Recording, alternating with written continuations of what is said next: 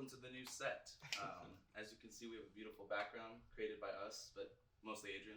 Thank you for that, big man. Yeah, and looks great. For audio only people, you should check it out on YouTube. It looks really great. So today we're kind of playing catch up a little bit, but we're only going to keep it to Peacemaker episode 7. I don't know if we talked about 6 on the podcast last or not. I don't know. It's been a few weeks, but 7 is the latest one. They haven't dropped another one as of right now. They drop it on Thursdays, right? Yeah, something like that. So today Thursday? Today's Thursday, yeah. Okay, well, whatever. I haven't seen it yet, so we're talking about last week's. Yeah. And dealing with what happened last week, a bunch of stuff that was set up finally came to fruition a lot quicker than I thought it would too.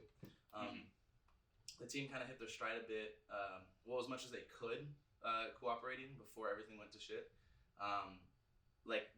Basically the beginning is just isn't Clemens just killed like right out the gate by the Queen? When the police were going to the, I guess his little hotel. Yeah. Hotel, right? Yeah. And so he gets offed, not before like telling people it was an honor to work with them, blah blah blah blah blah. And everyone is going through strife. I know what's the blonde chick's name? Is it Harcourt? Harcourt, yeah. She was getting mad at what's her name? Adesanya? Not Adesanya. Adesanya. She was getting pissed at the MMA fighter. No, she was getting pissed at her because everything's kind of coming out. All the truths are being revealed. How her mom Waller had to set her up with this job so she could set up Peacemaker, so he could take the fall for all this shit. Yeah. So there's just a whole bunch of shit. It runs deep. Peacemaker ends up killing his dad. That's huge.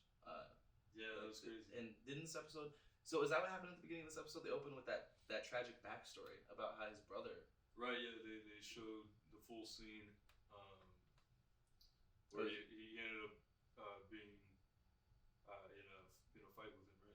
Yeah, his dad was I guess all his trailer trash friends were putting money on his own kids and who would win in a fight just for fun, shits and giggles, and and then I guess he got hit just right, and then the kid started seizing and just died, and it was such a crazy moment because his dad's like, "You piece of shit, you killed your own brother," and I do like how in present day when it all goes down, how Peacemaker is like, no, you killed him. He actually understands it being an adult, and having that retrospective. Yeah. Because it's been eating him inside this whole show, presumably his whole life. And it was nice seeing the humanity behind that big character that we first were introduced to in the Suicide Squad. So it's a lot of feely, touchy stuff, but it's good. It's sad. I still love how, despite all the sad stuff, they're not afraid to play up the comedy as they've been doing. Did you say James Gunn directed this one? Yeah, I think he did. Either this one or the third one. Well, whoever directed this episode, it freaking slapped because there's still plenty of moments for laughs. Whatever the last episode. Yeah. So that should have been 7, I think. I'm not sure. But what does matter is that we still got a lot of great moments. You didn't even see it, but you got to make up a joke in your head as he planted his helmet on a raccoon. And he turned, his face is all messed up. And it's just that's awesome. You didn't have to film that. We still got the joke. So there's plenty of great moments like that. Eagly lives.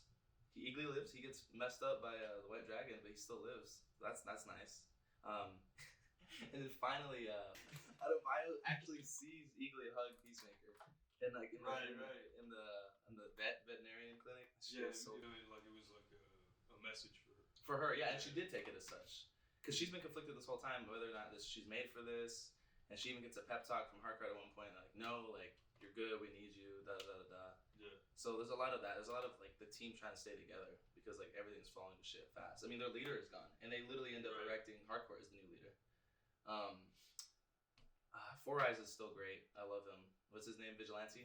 He's fucking still great. Dude. He's still great comic relief. It's a weird time to do your face exercises. He's crying, you dick. Yeah. Dude, and just that awkward moment between them. Everything was hitting. Even dude, what got me, one of the greatest gags that got me this episode was the veterinarians wanting to join in with the guns. They wanted to go take down the cow. But yeah, let's get to that. The cow, dude. I mean, we finally get to see that ugly monstrosity, and it's getting milked, and that's what's feeding all these butterflies. Do you think they're gonna kill it off in the next episode? They have to, right? The series can't end without them taking down the cow. I think they might, but they might also find out it might be a bigger operation than they intended. Because that's what I'm thinking too. Because we still have so many questions. We have answers, but we still have so many more questions. Why are they here in the first place? Do we even get that? Why are they really here? They just like this planet and the resources, or? Yeah, I don't know. I don't know if they said that. Yeah. So like I'm trying to find out the bigger team. Why is there so many of them? Why are so many higher ups being taken over? And like I don't know, it just kind of feels like a scroll situation. It's just like, is everybody a fucking butterfly? Like who's real anymore? You know what I mean? Yeah. So I wonder how long they're gonna play into that. If it just and does it extend to the larger DCEU as a whole? You know what I mean? Are we gonna? Does it extend to people we know and love, like other properties? I don't know. Right, I'm just talking shit.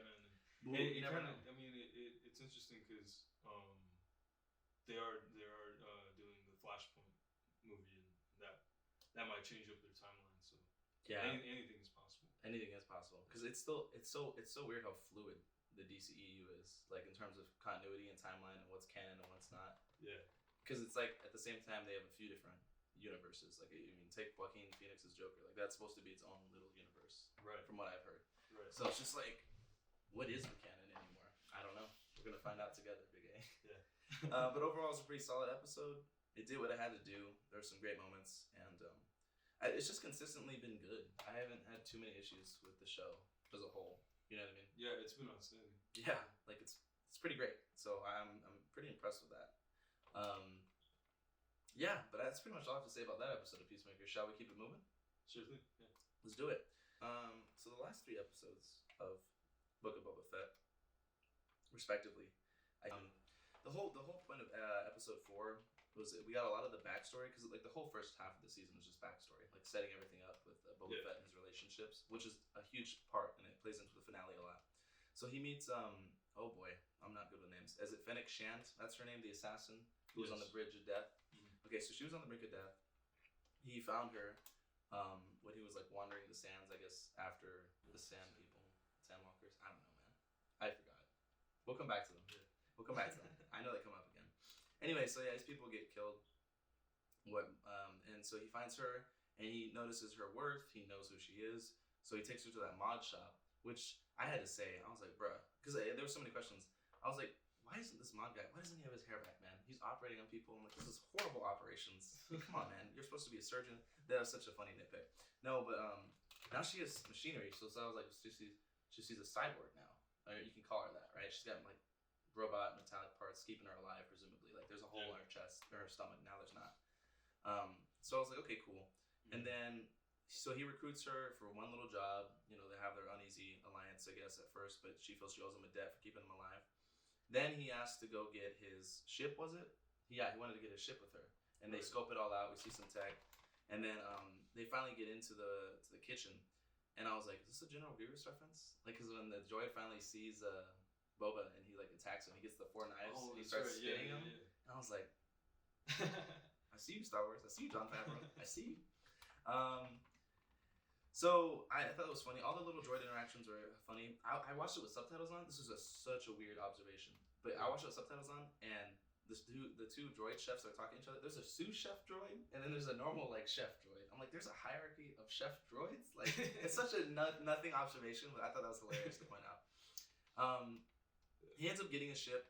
They barely make it out, you know, just with their ingenuity and blah blah blah blah blah. He also tells of his lesson about only getting so far without a tribe. Yeah. And that was a nice moment. And now he's finally done with the back to take. So like he's like his outside scars are healed up and he looks normal again. You know what I mean? Yeah. So as I was saying, Boba Fett is finally done with the back to tank. His scars have been completely healed. I didn't realize that that's what that did until now. I thought it was just kind of like like a life support thing. Like it was regenerate him a little bit, but not like completely heal him. So that's nice. It's kind of also like a get out of jail free card for anyone they want to keep alive. So I wonder how long they're gonna play with that mechanic in the world. You know what I mean? Because we'll talk about that later. It's getting into spoilers. So now he's healed on the outside. I have a note that just says the Wookiee is a savage. I don't know what I meant by that. Maybe it was when he went crazy in the bar and started like whipping people around and like just getting into fights for no reason. Yeah. And then he got a job out of that from Boba. He's ready to employ everybody. Perfectly timed. When he's having a meeting with the heads of like the little surrounding villages, if you would, or community. Yeah. Okay. So the Rancor like very perfectly timed when they're like, "Oh, what are you gonna do?" And like scares everyone. I was like, "Haha, very dramatic." And then and now he's trying to put together a united force, but they're all like, "Nah, like we're gonna stay neutral." Da da da da da. I was like, "Okay, whatever." And then literally, like one of the last lines is like, credits can buy muscle if you know where to look, and then the Mandalorian theme plays. I'm like, oh, okay, foreshadowing. And I only knew about it because you mentioned it. You're like, it's just straight up 2 episodes of Mandalorian coming up or something like that. Yeah. And I was like, interesting. So that's the only reason why I caught that foreshadowing. Okay. Let's roll right into 5. Any thoughts on 4? I felt like it was diminishing who Boba Fett was. In what way? In what way? Like what took it away? I mean, the kitchen scene. Yeah. I felt like that was a little beneath him. Yeah, very, very like family friendly. Yeah, I thought that was interesting too. Yeah. He was chasing around a little rat essentially. I was like, it was weird. Like I don't know. You see him as like and then badass. He catches him and like holds him to the wall. He's like, "Do you know who I am?" Yeah. I was like, "Ooh, should we?" Yeah. You know what I mean? Yeah, I agree with you. It felt a little. I don't know. Just felt a little weird. It felt like a little too family friendly or something. Or like, like the kids are laughing at that scene. It was weird. So I agree with you. It was a little diminishing. The whole first half seemed interesting. The whole first half of the show, but we'll get into that. Yeah. Let's roll right into episode 5. So straight up, like you said, just the Mandalorian. Like here we are. I forgot his actual name. I'm just gonna call him Mando. Do you know his actual name? It's Din Djarin.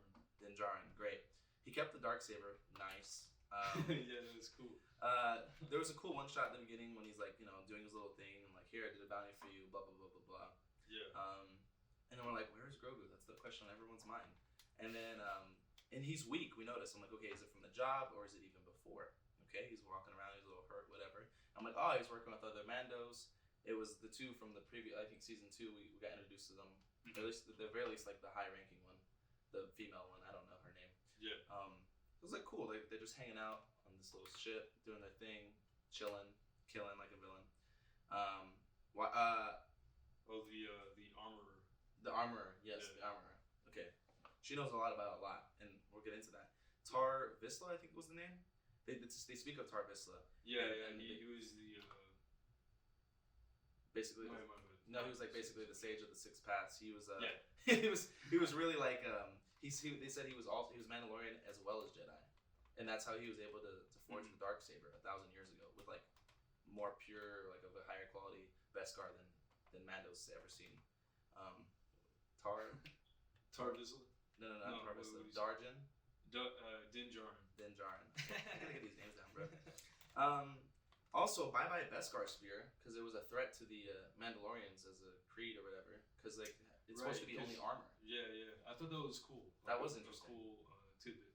That was very interesting. I was like, okay, nice. So like, I guess it's not a very common thing. So bye-bye Beskar Spear, and he had it made into a gift for Grogu. So that was nice. Yeah. Space nukes go hard. Wow. Okay, so this is a flashback of someone getting what? Who got nuked? Oh, the temple. Their temple? Yeah, the Mandalorian. Some temple. Some temple. Yeah, man, those nukes go crazy. That was a really cool visual scene. Like it was. Yeah. It was beautiful. My eyes eyes were. It was very well done. My eyes were like, ooh ah.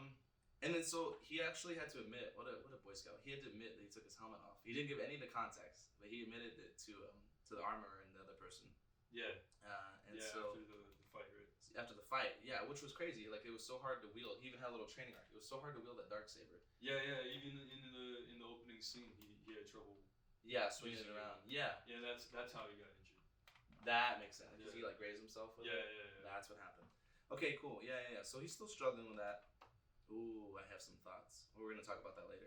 Interesting. So he's having trouble with that. He fights for the honor to keep it. He ends up keeping it. And then that's when he has to reveal that he took his helmet off. And so he needs a redemption arc, basically, because he's about to get kicked out of his creed, essentially. He's like, how could I make it up to you? And she says, like, go to some village and look at some water. Something like that, right? Right? Like, go to some gravity falls. I don't know. Yeah, he has to bathe in that temple. Yeah. There's like and it's destroyed, right? Isn't that what he said? He's like, that's destroyed. I can't go there. Yeah. So then, like, what's season 3 gonna be about? You gotta restore the temple to bathe in it? I don't know. We'll find out. And then, boom, he's gotta go on like a little light speed train in space or whatever. And man, he is strapped. Like, he goes up to that little attendant. He's like, tickets, and he's like, oh, beep beep beep beep. Too many weapons, and he's just dumping all kinds of shit out. He's like, I know what's in there. And it's just weird to see him unarmed on a ship. And he's that little baby moment. I was like, oh, that's a common thing.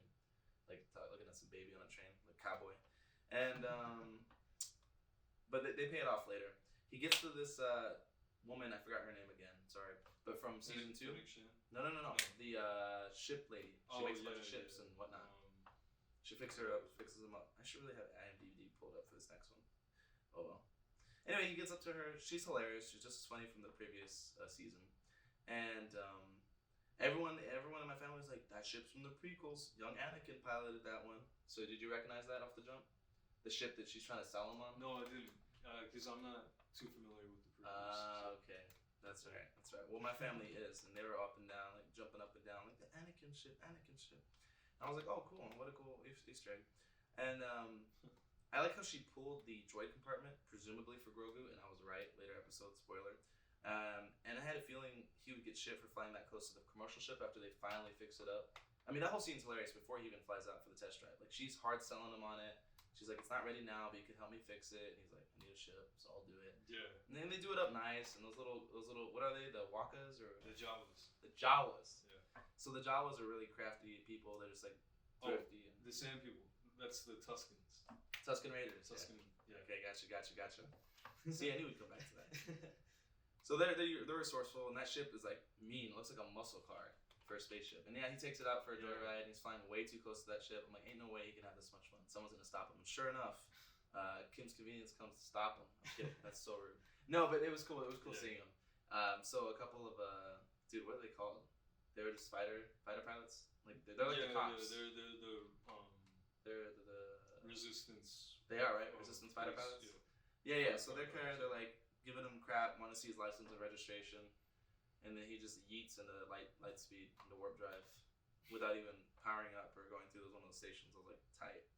And I think the episode just kind of ends there. I don't have any notes after that. Thoughts on that episode? How did you feel? Because you didn't seem too happy about it. At the point of them making the ship, I was questioning how soon are we going back to Boba Fett? Sure. The whole time, I was like, okay, 30 minutes passed, 45 minutes passed, and still no Boba Fett. And I think this would have worked better as half an episode. Sure. And then the other half, somehow they throw in Boba Fett, doing something else. Yeah. Somehow they reel him into the story.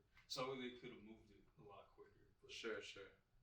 But yeah. It was, you didn't like the backdoor season 2.5? I liked the entire episode, but the issue is that it had nothing to do with Boba Fett. It's true. The episode, all it did was give you context. It was a backdoor season. Mando was there. I understand. It didn't bother me though. That's the sad thing though, because I enjoyed this more than I enjoyed the majority of Boba Fett. Yeah. That's sad because that doesn't instill confidence in me that there will be a season 2 of Book of Boba Fett, or if there is, do I care? Yeah. That's the issue. And it seems like they rather spend their time on the characters that they've created and rather than working on the character of Boba Fett, because I don't feel like they really understood his character up to that point. I agree. They didn't do enough justice to. I feel like they did a decent job in the backstories of kind of informing where he is right now, which I guess is the only part that's relevant. But still, I understand what you're saying. Even then, his choices has always been not very logical. Yeah, and I have some words about that, especially in the coming episodes. He makes some choices where I'm like, are you making the choices, or are the people around you making choices for you? Right. We're gonna get to that. So episode 6, nice cowboy. I think that's the part where he's like, around these parts, I'm the sheriff. What's his name? Vanth. Cobb Vanth. Yeah. So Cowboy Cobb Vanth starts off this episode, and he's like, "You're not running spies through my parts, partner." Basically, right? And so I was like, "Cool, new character." Or not really though, because he was in season 2 of Mandalorian, right? Which has been ages to me, so I don't remember much of that show. Yeah. And I was like, cool, introduction, blah, blah, blah, blah, blah. And then I'm like, R2? What's R2 doing here? And then I guess we're cutting to Mando checking out where Grogu is. He finally gets there on his ship. Yeah. I'm like, we gonna see Skywalker? Sure enough, bro, Luke's CG is so much better in this one. It's so good. And everyone's like, that's not him. No shit, it's not him. He's 70 or 60 or whatever, however old he is. And it doesn't matter. This looks good. This is CG done really well. and I was like, holy shit, dude, this is crazy. It's like I feel like I'm watching the OG trilogy again. It was really good. Yeah. And then we get him what he's doing with Grogu and how baby Yoda. Grogu was there for Order 66. Right. Like when he's getting lit up, or all the Jedi are getting lit up by the stormtroopers. So I was like, cool. How did he escape though? How did he escape? Because he was just a little infant in a little red sack. You think we'll get into that in season 3? In season 3, or you think even before that in Obi-Wan? Oh, I don't know, because that's actually a really good theory that we might get into in a second here. Because where does he go from here? Because I'm getting ahead of myself, but like, where does he go from this show? So we're gonna get into that in the second season of Mandalorian. That they YouTube. There's a guy who deep faked the CG. Oh, right. It wasn't good. Yeah. In most people's opinion. Yeah, he was hired. He was hired. Yeah, wasn't that a cool tidbit? When I learned that, I was like, "That's what's up." Like, yeah. That's the internet being used for good right there. I like that. Yeah, that's cool.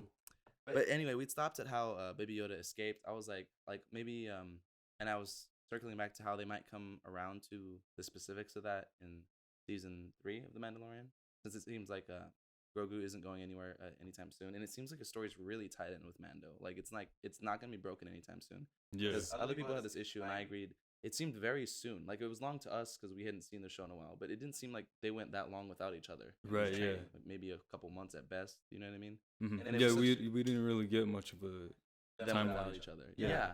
Like, I mean, we didn't get much of a timeline too, but still, like, we have to assume it's either a few weeks or a few months at most. Like, definitely not like a whole year. I think. You know what I mean? Yeah. Like, it just didn't seem long enough for them to be apart.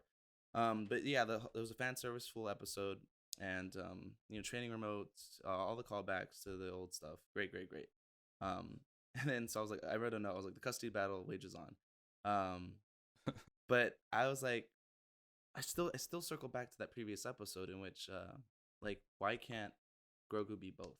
You know what I mean? Like, it seems like they're edging in the direction where he can only be with the Mandalorian and just happen to be like a Padawan, or happen to have been a Padawan if you really gave up that life. You know what I mean? Yeah. A lot of people, it feels like it's just it's just Mandalorian 2.5. You know what I mean? Yeah. Because where's the season been? It's been all over the place. Like, they haven't. I mean, I have misgivings about Boba. I was like, he was almost better like when he said less, and then when he said more, it's just like, this dialogue feels so weird. Like, what are you even talking about? Like him and Fennec Shan. After conversations, I'm just like, what? Like, they talk funny. Like, I don't know. They don't seem real. Like, it's like unfinished conversation. Yeah, or they just like it's cut short. Like, yeah, either that or like they speak in cliches. Yeah, which is just really weird. Like, I'm just like, what is going on with this show? But when the action is here, that delivers. Like, I never have issues with any of the action or the CG or anything like that. It seems like it's just getting consistently better. Yeah, it is. So I already brought up that argument. I thought it was cool how Luke sensed the Mando. That's nice. I mean, yeah, full Clint Eastwood in this episode, huh? Like, it was just straight up the good, bad, and the ugly. Like, and then they had no qualms about referencing that, and it was nice. I thought it was really done well. I was like, when they dropped the reveal that the Pikes blew up, they were the ones behind the bombing of the Tusken Raiders. Mm-hmm. I was like, ooh, like that's an emotional bombshell for Boba. I wonder how he's gonna take that. And I thought they did that better than most. Like, was when he dropped it on him, like, he was getting emotional, and like Fennec had to hold him back during the standoff in the finale, I believe. So I was like, I knew that was gonna come into play. But let's roll right into the finale. This finale, it had too much going on, and it was like there was a lot of dumb decisions made. Like, was it the end of 6 or the beginning of 7 where, what are they called, the mod, the little biker gang or whatever? Like, right. Yeah. Like, we're gonna stand here in the pub. That seems like strategically stupid. And then like Boba goes along with it because why? Because he's like, yeah, I want to protect the people. Like, I wasn't convinced. Half the decisions were really stupid. Like, yeah. Did you sense that, or like? It's just like his logic kept changing. Like, it kept flip flopping. Yeah. It was like he was just trying to be a man of honor all of a sudden, which was cool. But it would have been nice, going back to conversations. It would have been nice to have them like talk about the journey more, or his struggles with it. Right. He's decided one day. He's like, no, this is it, and like that's fine. But he doesn't revisit it. He's still struggling, and like, I don't know, Fennec Shan like mostly understands where he's coming from. Mm-hmm. But at the same time, it's just kind of like, I feel like the way they broke down the story had a lot to do with how we were able to the first 3 episodes and like shortened up the flashbacks, maybe I think we would have had like a more engaging story. I agree with that. I mean, do you think it was to its detriment? Because like some would argue, oh, the flashbacks took so long because they were really fleshing out his backstory or whatever. But I felt like I could argue it was just gratuitous at times. Like they were really taking their time, like having him like learn stuff. And they could have picked it up a little better. Like the first 3 episodes could have been the first 2 episodes if they wanted. You know maybe even one. Maybe even one. Yeah. I don't know. Well, I mean, if they want all the hijinks and the Right, train right. heist, I get that, right? Yeah. But I still feel like they could have like tightened up that pacing a bit more. And this is it, right? I mean, it was obvious finale. How many was it total? 7? 7 episodes, yeah. I just felt like it was gonna run for longer. And you know, It feels like it should have. Yeah, and Or it feels could've. like there was too many like fake outs. Like the Huts came for no other reason other than like here's a what was the beast they gave him again? This The Mangor? no. Or Oh well, yeah, it was they Mangor, gave right? him that. But And then like they were like selling vague threats like we'll Yeah. kill you, and then like the killing attempt fell, and they're like, okay, we're not gonna kill you. Here's a gift. Like I don't know. I thought maybe they would have been the crime bosses or something. I yeah, I don't thought know. we were gonna see more of that. Like, Yeah, like they just. I thought that would have lasted maybe the whole. Like, I thought maybe they would have been the main villains. I thought so Show, too. yeah. You know, maybe because of the bad blood, like there would have been, a legacy thing, and I maybe they wanted to stray away from that. I get that, but it was just it felt like a bunch of random directions, like a bunch of like spirals and one-offs were happening. And it's just like, where are we going with this? And then to your point, it didn't sit well with you, right? That there was like 2 episodes of The Mandalorian in this, basically. No, especially when they didn't give the time and effort into Boba Fett, In the first place, who's the title character. which was really bizarre. Yeah. But you know what was sad to me is that I don't disagree with you, but I felt differently because I was like, well, this was enjoyable because I feel like I'm watching The Mandalorian because I'm comfortable with that story and I've seen it fleshed out enough Right. to where I'm like, oh, this is sitting in a comfortable space for me. I like this. Yeah. And where I was like kind of dreading watching. Like I stopped for like 3 or 4 weeks and then I caught up and I was like, oh, Yeah. okay. Like it's sad when you're like you don't enjoy going back to a show and you kind of have to. And you're like, oh, this is what happened. Mm-hmm. So I see why you felt that way. There was some cool stuff in the finale. There's some stuff I like. Like I like when the 2 Mandalorian gentlemen were like they started the fight, right? And they're the jetpacks galore and they ambushed. They use that guy who talked a lot, the diplomat or whatever. Oh, the right, little right. boy. Yeah. I like that they used him to like create a distraction and they make their little final stand. And then they were badass for a few seconds and they got overwhelmed. And Yeah. did you think that the Freetown people were gonna come after all? After what was his name? Moth? Yeah, Cad Bane killed Cobb Vanth. Cobb Vanth. There you Yeah. go. Did you think they were actually gonna come after all? Or do you think it was like a little too long? They would just make. I felt like yeah, like that was the For point of him like getting shot in the first place.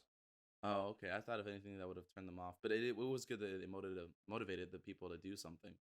But I think came really late in the game. I was like they were useful for like all of 5 minutes, and then like they were just kind of like tangoing with one of the monsters while Mando and everyone else, the main players, were dealing with the first one. Right.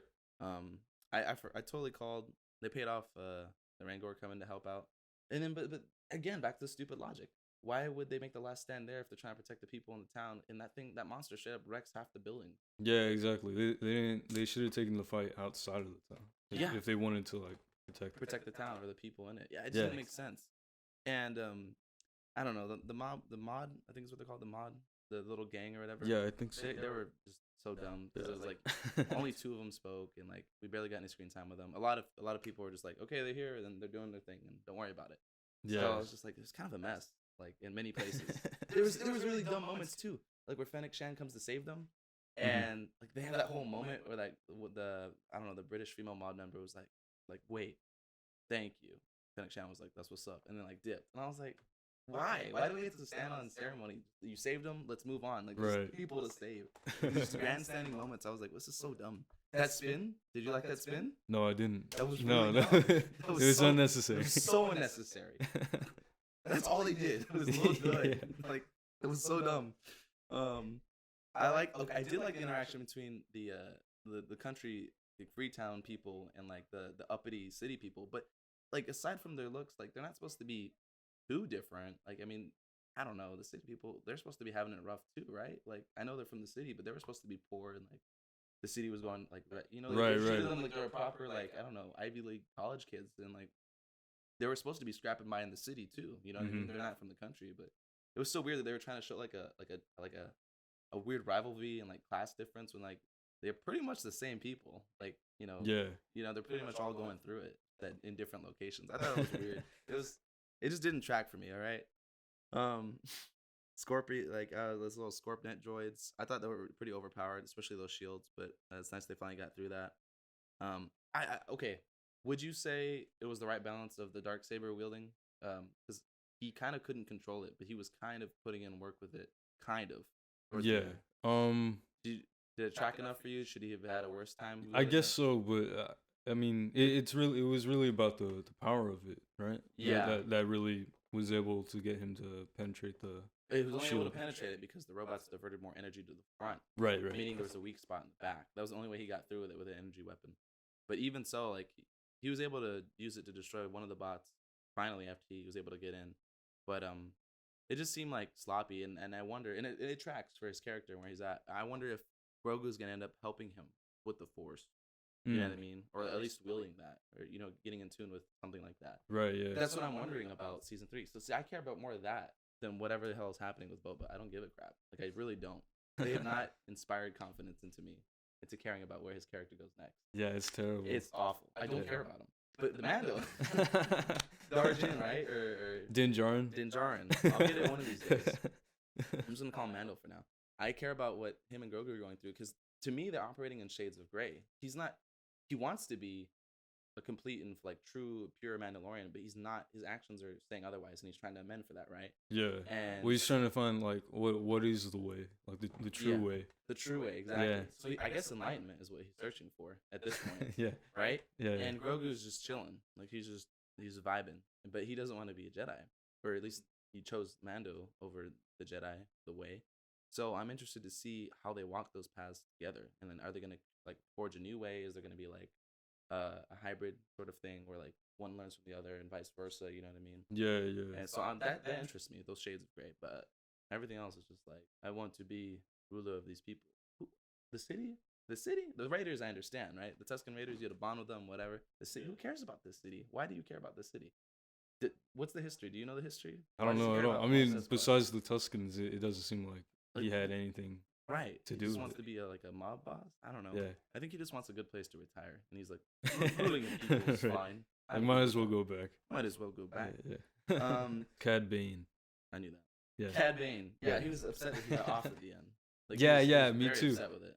I feel like they should have made him a character that started off in the beginning of the show. Mm-hmm. I agree completely with that. Yeah. It would have been more compelling. Exactly. Ooh, that's a good. Because character. if you're gonna kill him off at the end, like that's his first intro into live action, yeah, and for them to do that quick, that was it was silly. like- The only way I think they can redeem that is like if you can have a back to tank for the hero, you can have a back to tank for him. yeah. Throw him in. I mean, That means nothing in this universe. yeah, exactly. Like Exactly. They could always bring him back. I but- hope they do, and then I hope that instills a better rivalry Yeah. for season 2 if they're gonna. Well, I'm pretty sure they're gonna do it.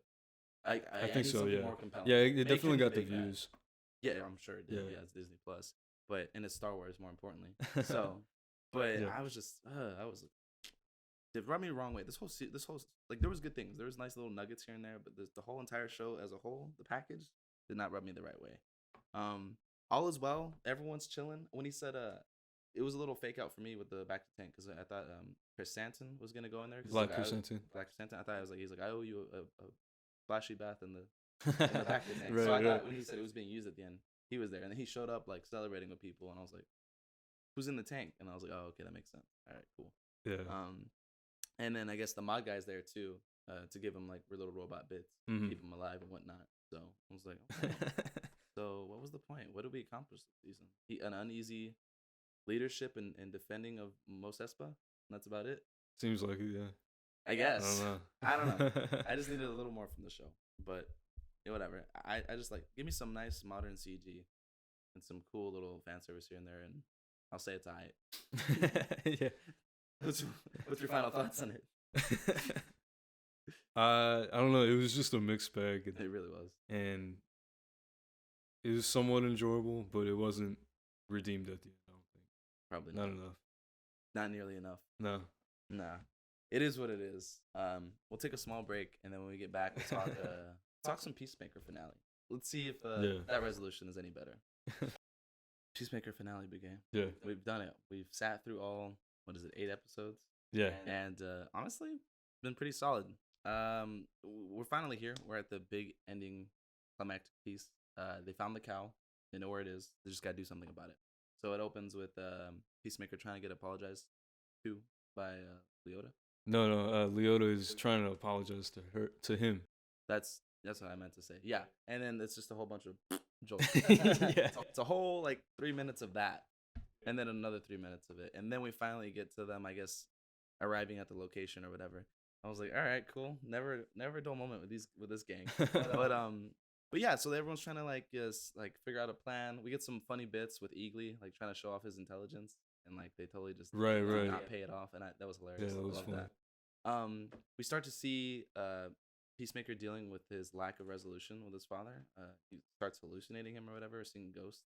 And apparently that's a pretty big thing in the comics. He starts seeing people he's killed or whatever. Oh, okay.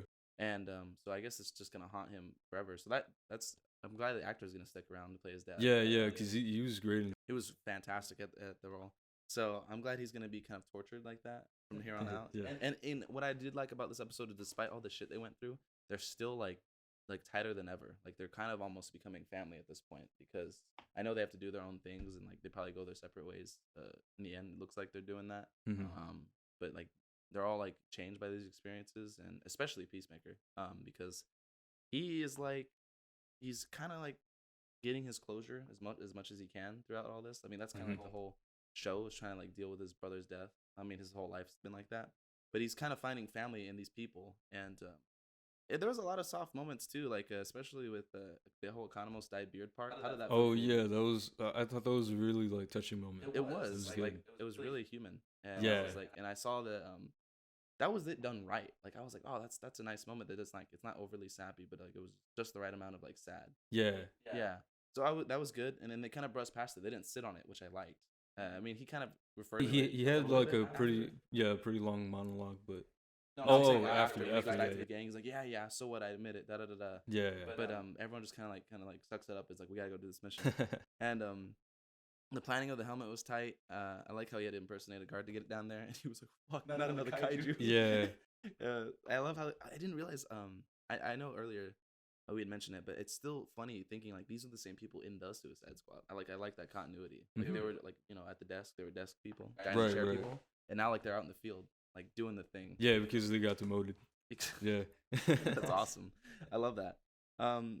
So they use the sonic boom thing. I love all the comedy play for that. How like she like drops it the first time. Yeah. The walkie-talkie, and she's got to scramble for it. That's just hilarious. And yeah, I mean they're wrecking stuff. I mean the three go out: Vigilante, Hardcore, and Peacemaker. They go out. He's got his little shield, like a more derogatory, like dirtier version of Captain America. Yeah. Peacemaker, it's great. He does some great stuff with it. I like him shooting. James Gunn had a lot of like parallels. Like he was saying like he purposely put a lot of parallels. And it works. It works completely. Like I see it. It's great. Like even with the poster they had, it was similar to the first Avenger or what? No, a comic image from Captain America. That's awesome. Yeah. I like that. I do like how they finally it was his pet. I forgot the exact name, but the pet butterfly that Peacemaker got. Oh yeah. Was it? Darn it. I don't know. Doesn't matter. There's too many names. But I like how his pet describes the ideology to him, and it's like actually a really, really nice moment. And he's trying to convince Peacemaker, like the pet. I forgot the pet's name, but trying to convince Peacemaker of why they're there, and like it's a little bit on the nose, but I get it. Like they're trying to not repeat the mistakes they did on their planet, as we're doing now as humans. Goff. I knew it was a G, but I didn't know which one. Goff.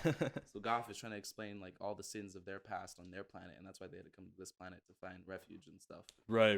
And it's so I like I get the message. I understand it. It was good. It made sense for them.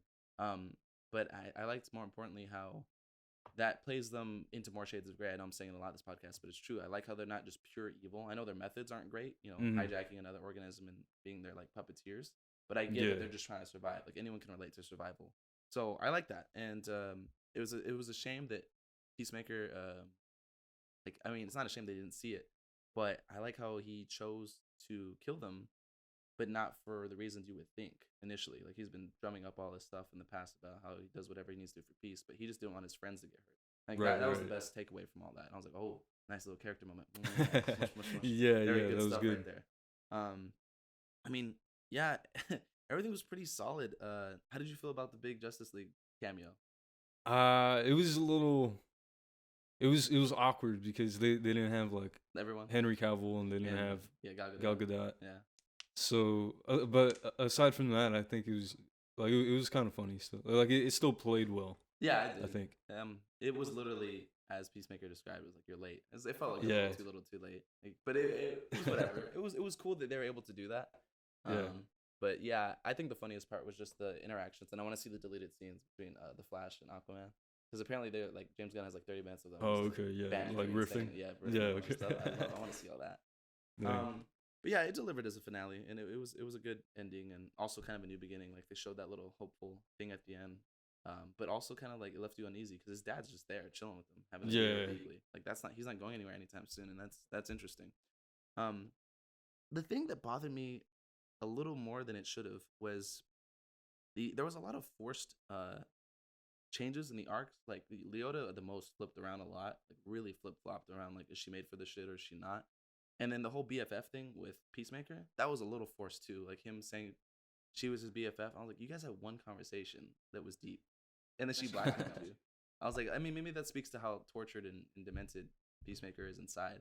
But I was it was just like it was a little too contrived. I was like, what's going on here? Like, they're really BFFs? It was a small little nitpick, but I was like, well, it could also be like because I feel like they made a point that like all the violence that they were going through had like a cost and it affected them. So I think also you could say that them or Peacemaker like befriending Adebayo, calling her his second best, could be to that point, like that them risking lives for each other. I see now. It's about the tightness of their bond and like what they went through together. I see. Yeah, I see. Exactly. Okay, that I can see that more. Yeah, there was a lot of, but not just with her character. There was a lot of weird, like I didn't get attached enough to the leader because like they're like Hardcore? No, Mern. Yeah. They were teasing a whole like mini arc with him with oh, you know, I used to be all this and this and that in my past, because they played it really vague in the first couple episodes. Like, I used to be a bad motherfucker and all this, and now I'm turning over a new leaf. And then we finally find out, oh, it's the butterfly who's changed this really bad man into like a normal-ish fighting for good person. You know what I mean? So like there was a lot of this weird detachment from these characters throughout the series that only just started to like sew itself into like a solidified, oh, this is where we're going with them. Like maybe like from episode 4 and on.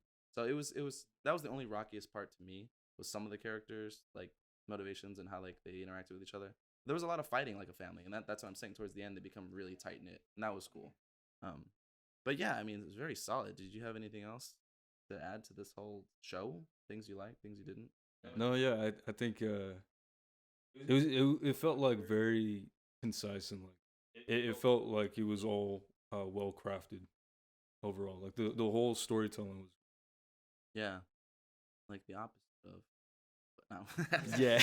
No, but it is a stark contrast though. It's like it felt like they actually knew where they wanted to go the entire time. Whereas Boba was like, wouldn't it be cool if we saw, you know what I mean? A little bit here and there. Yeah. Boba, more Fets? Or more Jabbas, I mean? Jabba the Hutt? More Hutt? You know, or just random stuff here and there. So, anyway, yeah, that's our thoughts on Peacemaker as a show. Solid. Loved it. Ready for season 2. Shit, I think that's it for Midi Munchers. I'm Mathian. And I'm Adrian. We'll catch you next time.